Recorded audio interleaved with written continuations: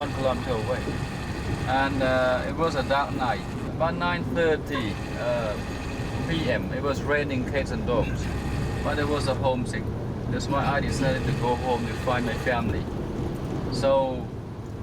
And you were only 4 years Yeah, old. I was sure already that everyone was falling asleep. So I then left the center. But before I left the center, I decided to take off my shirt, folded my shirt, put under my chin, and I ran home.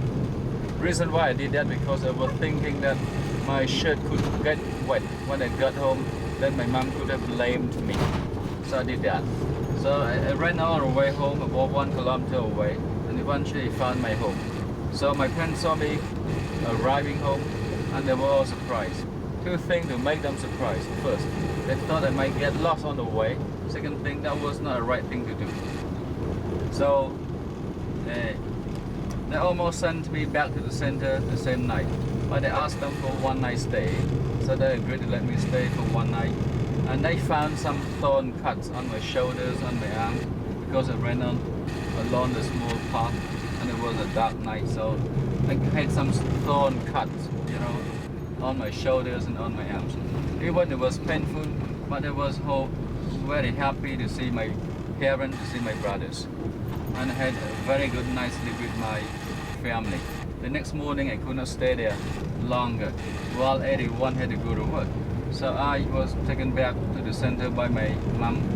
While arriving over there, my mom was blamed by those nannies, but eventually she convinced them, and she was permitted to go to work, and they brought me back to the center. And I cried a lot because I wanted to follow my mom to go back home.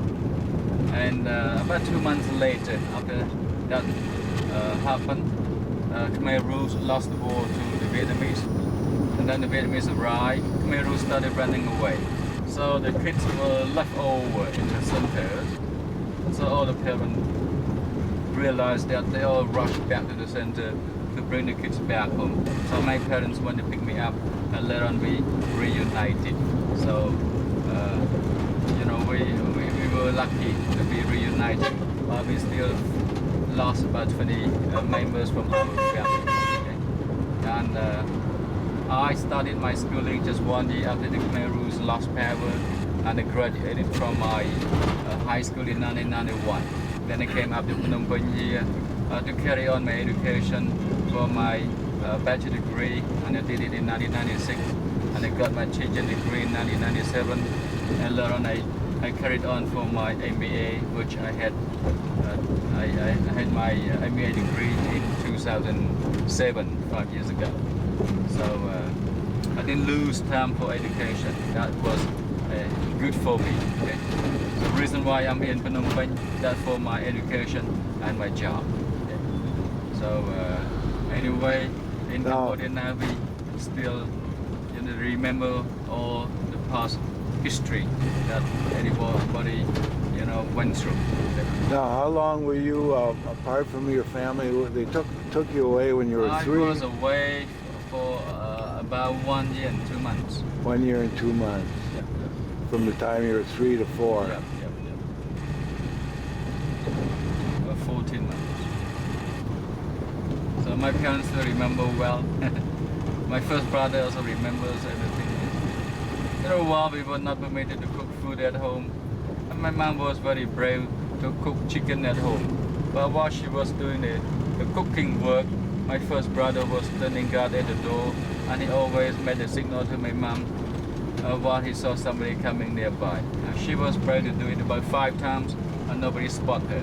And we had night chicken to eat. You had extra food. Yeah. And then my father made a trap for trapping rats. He made about 10 traps. Before getting dark, he went on to the hilltop, and he looked for the bush. And then he poked the potato in the trap, opened the door, put one there, one there, one there. The next morning he went back, he could catch like 7, 8, 9 rats, and they got drowned to death. After that, the head, skin, fingers, and something from inside removed. Got cleaned in a river. He put some salt, seasoning powders, and the main ingredients is lemongrass, chopped into small pieces. And later on, we pigs together for about half an hour and got them sun-dried and later on got them grilled. That was beautiful food. So I had a lot of meat around with my brothers to eat under the Khmer Rouge stand. And that was delicious. Today still, some people living in a rural area eating such kind of meat, but not in the city. Yeah.